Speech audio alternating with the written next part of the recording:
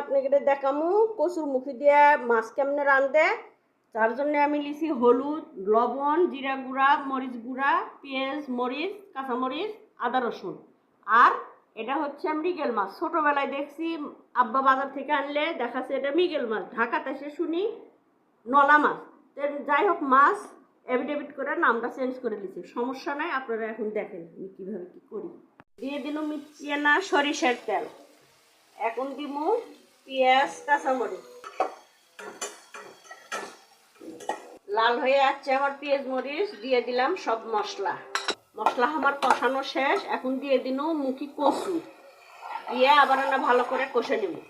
এখানে আমার কচুগুলা অলরেডি সিদ্ধ হয়ে যাচ্ছে। আমি এখন হালকা ভাজা রাখা মাছগুলা দিয়ে দিল। তারপরে ঝোল টানে আসলে নামে ফেলাম।